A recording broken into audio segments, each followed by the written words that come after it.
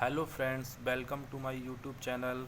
मैं रवि चौधरी आपके साथ एक नई वीडियो के साथ हाजिर हूँ। और आई होप आप सब बहुत अच्छे होंगे।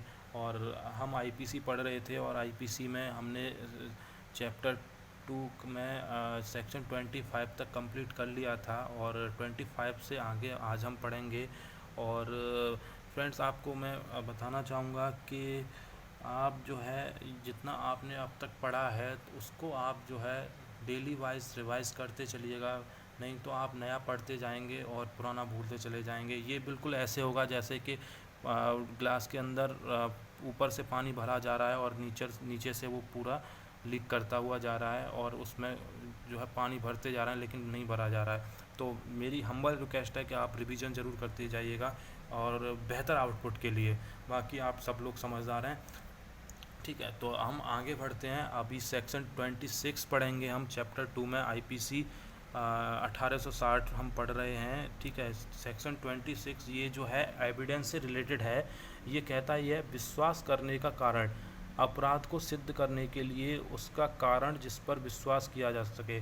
मतलब कोई भी अपराध है जिसको आप सिद्ध कर रहे हैं, ठीक है, तो जो है उसका कारण होना चाहिए जिससे कि उस पर विश्वास किया जा सके कि ये जो है अपराध हुआ है। उसको सिद्ध करने के लिए कोई कारण इस तरह का होना चाहिए कि जिस पर विश्वास किया जा सके। ठीक है, तो ये 26 कहता है। उसके बाद आ जाता है सेक्शन 26। ये जो है बताता है कि पत्नी, लिपिक या सेवक के कब्जे में संपत्ति उस पर व्यक्ति, जो व्यक्ति से मतलब है मालिक, कि अगर कोई पत्नी, लिपिक या सेवक के कब्जे में कोई संपत्ति है और वो व्यक्ति उस व्यक्ति की मानी जाएगी और उस पर ही आईपीसी लागू होगी। जो यदि कोई व्यक्ति अपने निमित्त किसी संपत्ति को पत्नी, लिपिक या नौकर को देता है तो आईपीसी के अंतर्गत वह संपत्ति उस व्यक्ति के कब्जे में ही मानी जाएगी। एक्चुअली थोड़ा वो लैंग्वेज का थोड़ा फ़र्क पड़ रहा है। मैं आपको सिंपल लैंग्वेज में ये चीज़ समझा देता हूँ कि अगर कोई व्यक्ति जो उस संपत्ति का मालिक है वो अपनी संपत्ति को अपनी पत्नी या किसी लिपिक मतलब क्लर्क को या अपने सेवक को के कब्जे में वो संपत्ति देता है, तो उस संपत्ति से अगर सपोज करो कोई कार है और कार को कोई व्यक्ति अपनी पत्नी को या नौकर को या क्लर्क को दे देता है और उस कार से कोई एक्सीडेंट होता है, तो जो है वो संपत्ति जो है उस व्यक्ति की ही जो उसका मालिक है वो उसके लिए जिम्मेदार होगा और आईपीसी उस पर ही लागू होगी। तो आईपीसी के अंतर्गत वह संपत्ति उस व्यक्ति के कब्जे में ही मानी जाएगी। ठीक है ना, भले ही उसको वो क्लर्क आप उसका चला रहा है लेकिन वो संपत्ति उसके कब्जे में ही मानी जाएगी। इस तरह के कोई गन है जो कि लाइसेंस वाली गन है और उसको अपनी किसी पत्नी या नौकर को दे देता है और उससे वो कोई क्राइम करता है या उससे जो है इस तरह का कोई अपराध करता है, तो वो जो है संपत्ति, वो जो है गन इस तरह से ही मानी जाएगी जैसे कि उसके कब्जे में है और वो इस चीज़ को करा रहा है। ठीक है ना, तो ये सेक्शन 26 कहता है। थोड़ा लैंग्वेज में फ़र्क पड़ गया था। ठीक है, नो इश्यू। अब आई होप, मुझे लगता है कि आपको वो सारी चीज़ें समझ में आ गई होंगी। ठीक है, सेक्शन 28 जो कहता है वो काउंटर फीट के बारे में बताता है। कूटकरण, नकल करना, या सिंपल शब्द में ये लिखा हुआ है ओरिजिनल चीज़ की कॉपी कर लेना। ठीक है, इसका एग्जांपल है जैसे कि आपने देखा होगा कि करेंसी जो होती है, हमारी इंडियन करेंसी है, उसके नकली नोट निकाल लेते हैं लोग। तो उस तरह से अगर कोई फ़र्जी मोहर बना रहा है, फ़र्जी नोट छाप रहा है, तो ये सब जो है काउंटर फीट के अंदर आता है और ये सेक्शन 28 के तहत जो है आईपीसी के तहत जो है दंडनीय है। ठीक है, तो ये सेक्शन 28 जो है बताता है काउंटर फीट के बारे में। और इसका एक केस है, काफ़ी फेमस केस है, कन साहिब कालू पटेल का वर्सेस महाराष्ट्र राज्य का 1981 का ये केस है। तो ये सेक्शन 28 काउंटर फीट के बारे में बताता है। और इससे आगे आ जाता चलिए सेक्शन 29। ये बताता है हमें डॉक्यूमेंट्स या दस्तावेज़ के बारे में। आगे पढ़ लेते हैं। कोई भी ऐसा पदार्थ जिस पर अक्षर से, आकृति से, चिन्ह से या इसमें से किसी एक या एक से अधिक माध्यम द्वारा कुछ लिखा हो, उसे दस्तावेज कहते हैं।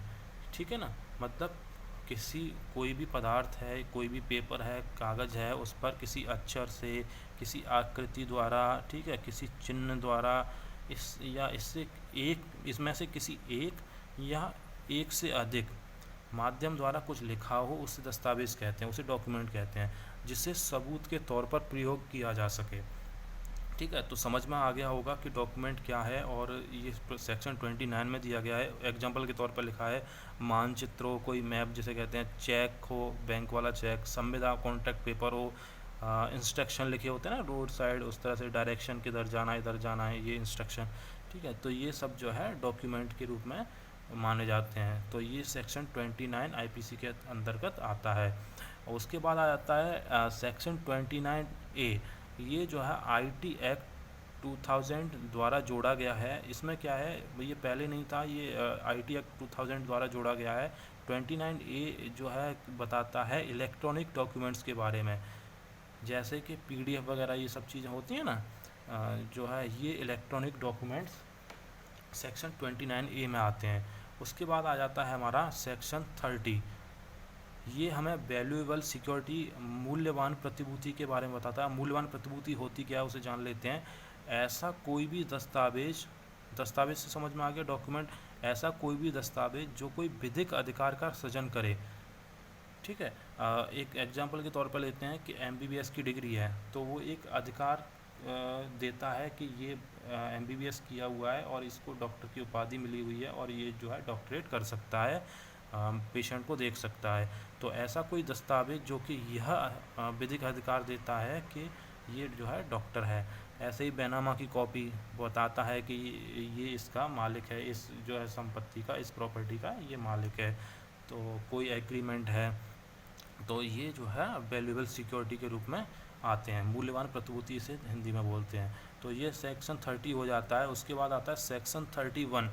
ये विल, वसीयत के बारे में बताता है कि जैसे आपने देखा होगा कोई व्यक्ति अपने मरने से पहले ही किसी अपने चाचा के, मामा के, फूफी के, अपने बेटों के, तो अगर वो मर भी जाता है तो भी अपने बेटों के नाम वो जो है संपत्ति आ जाती है।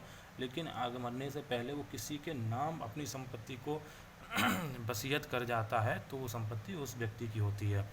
तो ये जो है सेक्शन 31 जो बताता है बिल के बारे में, बताता है वसीयत के बारे में। सॉरी, थोड़ा मेरा गला ऐसे ही हो रहा है, तो उस चीज़ को माइंड मत कीजिएगा, आवाज़ भी मेरी दब रही है थोड़ी सी। तो चलिए आगे चलते हैं। सेक्शन 32 आ जाता है। ये बताता है हमें अवैध कार्य इलीगल एक्ट। इलीगल एक्ट होता क्या है, इसके अंतर्गत इलीगल ओमिशन भी आता है। मतलब इलीगल ओमिशन से मतलब होता है किसी चीज़ की चूक करना। तो अवैध कार्य क्या है, अवैध लोप, इलीगल ओमिशन, कोई भी चूक अवैध कार्य की तरह है। मतलब अगर आप कोई चूक कर देते हो तो वो भी अवैध कार्य की तरह। आप उस चीज़ को यूँ नहीं कह सकते मेरे से गलती हो गई थी। ठीक है, अगर सपोज़ करो आप किसी हॉस्पिटल में डॉक्टर हैं और आपके पास कोई पेशेंट आता है और आप उस पेशेंट को वेंटिलेटर की ज़रूरत है, आप उसे वेंटिलेटर नहीं देते हैं, तो आप जो है वो बाद में ये नहीं कह सकते कि सर मुझे ये जानकारी नहीं थी कि मेरे से गलती हो गई कि उसे वेंटिलेटर की ज़रूरत है, मैं ये भांप नहीं पाया। तो किसी भी अगर चूक हो रही है तो वो भी जो है उस तरह से ही है जैसे कि आप कोई अवैध कार्य कर रहे हो, इलीगल एक्ट कर रहे हो। तो जैसे एग्जांपल दिया गया है, इसी तरह से एक कंपाउंडर है और वो किसी पेशेंट की O2 को हटा, मतलब ऑक्सीजन को हटा देता है, तो ये तो अपने आप में अवैध कार्य है ही है कि आप इलीगल एक्ट कर रहे हो, उसकी ऑक्सीजन को हटा रहे हो। लेकिन अगर वो गलती से भी हटा देता है, उसे पता नहीं है, गलती से भी हटा देता है, तो भी वो है इलीगल एक्ट करता है, अवैध कार्य करता है। तो आई होप आपको समझ में आ गया होगा कि सेक्शन 32 कहना क्या चाहता है। और अगर कोई भी चीज़ समझ में नहीं आती है, आपको प्रॉब्लम आती है किसी भी चीज़ में, आप कमेंट कीजिएगा, मैं जल्द से जल्द आपके प्रॉब्लम का सॉल्यूशन आपको दूंगा। ठीक है ना। तो सेक्शन 32 हो जाता है, 26 से लेकर के 32 इसमें कंप्लीट हो जाता है। ठीक है, उसके बाद में सेक्शन आता है 33। ये बताता है हमें किसी ऐसे कार्य के बारे में, किसी एक्ट के बारे में, ओमिशन के बारे में, मतलब चूक के बारे में, जो कि कार्यों या चूक की कोई श्रृंखला हो जाए। मतलब अगर कोई व्यक्ति कोई एक्ट इस तरह का, मतलब इलीगल एक्ट के बाद इलीगल एक्ट लगातार करता जा रहा है, तो इस तरह से किसी भूल की, चूक की अगर बार बार वो करता जा रहा है, ठीक है, उसकी कोई श्रृंखला हो जाती है, तो वो जो है उसके लिए ये नहीं कि उसने अभी जो है, अभी मैं बताता हूँ आपको, मतलब तो वो एक ही कार्य माना जाएगा। जैसे एग्जांपल दिया गया कि उसने लूट की है, उसने सोना चांदी भी लूटा, पैसों की लूट की, ठीक है, और कुछ डॉक्यूमेंट्स थे उनकी भी लूट कर ली। तो इस तरह से आईपीसी के अंदर उसको ऐसा नहीं होगा उसके साथ कि सोने चांदी की लूट के लिए अलग उसको सज़ा मिले, पैसों की लूट के लिए अलग मिलेगी। भाई 10 साल के लिए सोना चांदी की लूट की मिल गई, पैसों की लूट के लिए 10 साल की और मिल गई, और डॉक्यूमेंट्स की लूट के लिए 10 साल की और मिल गई, तो उसे जो है 30 साल की सज़ा होगी। इस तरह से तो नहीं, ऐसा नहीं होगा।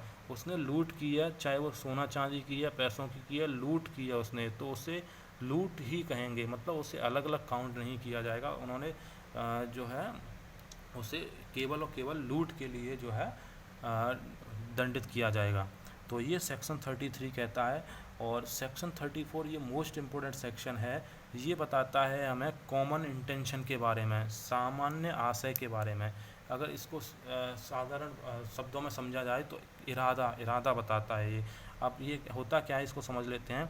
जब कोई आपराधिक कार्य कई व्यक्तियों द्वारा अपने सबके सामान्य आशय या इरादे को अग्रसर करने में किया जाता है, तब ऐसे व्यक्तियों में से हर एक व्यक्ति उस कार्य के लिए उसी प्रकार दायित्व के अधीन है मानो वह कार्य अकेले उसी ने किया हो। कहने का मतलब ये है कि अगर कोई ऐसा आपराधिक कृत्य कई व्यक्तियों द्वारा किया जाता है जिसमें कि सबका इरादा एक ही है, ठीक है ना, और जो है इस तरह से कई व्यक्ति उस मिलकर उस कृत्य को करते हैं, तो उसमें से हर एक व्यक्ति उस क्राइम के लिए उतना ही जिम्मेदार होगा जितना कि जिसने, सपोज करते हैं कि जैसे कि किसी व्यक्ति का मर्डर करने के लिए 5 लोगों ने सुलह की, तो उसमें से एक ने जो है एक काम किया कि घर की छत को फोड़ा, दूसरे ने ये किया कि उसके हाथ पैर को पकड़ लिया, तीसरे ने उसके जो है मुंह को दबा लिया, और चौथे ने उसमें गोली मार दी। तो ये नहीं होगा कि चौथा वाला इंसान जो है उसने गोली मारी है और वो जो है उसने सेक्शन 302 मर्डर के लिए वो दोषी है, ऐसा नहीं। उसमें जो चारों पांचों लोग जो सम्मिलित हैं वो बराबर मर्डर के लिए ही दोषी होंगे। तो इस तरह से एक केस भी आ जाता है इसमें, Barindra Kumar Ghosh versus king emperor 1924 का केस है।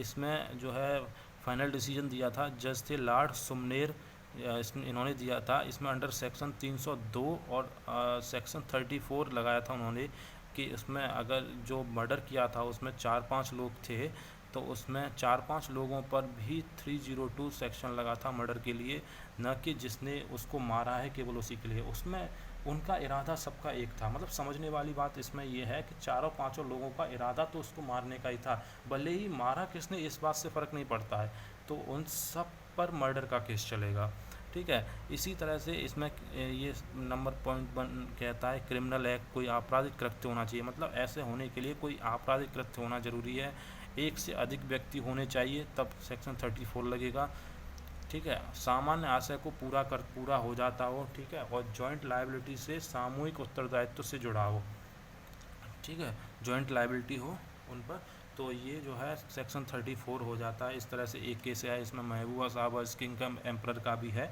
तो ये सेक्शन 34 जो है मोस्ट इम्पोर्टेंट है, ये जो है कॉमन इंटेंशन को बारे में बताता है, सॉरी। और उसके आगे चलिए आ जाता है सेक्शन 35। ये बताता है ऐसा कार्य इस कारण आपराधिक है कि वह आपराधिक ज्ञान या आशय से किया गया है।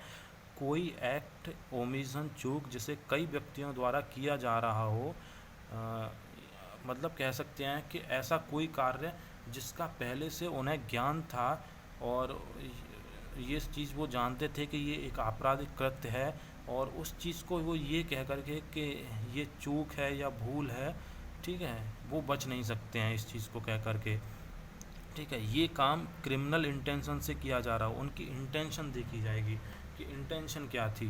तो यहाँ पर जो है अगर उन्होंने कोई क्रिमिनल इंटेंशन से कोई एक्ट किया है, कोई कृत्य किया है, आपराधिक कृत्य किया है, तो वो जो है सेक्शन 35 के तहत जो है दोषी होगा। और आगे कहता है ये काम क्रिमिनल इंटेंशन से किया जा रहा हो, इसके लिए सभी बराबर जिम्मेदार हैं तथा प्रत्येक व्यक्तिगत रूप से भी जिम्मेदार है।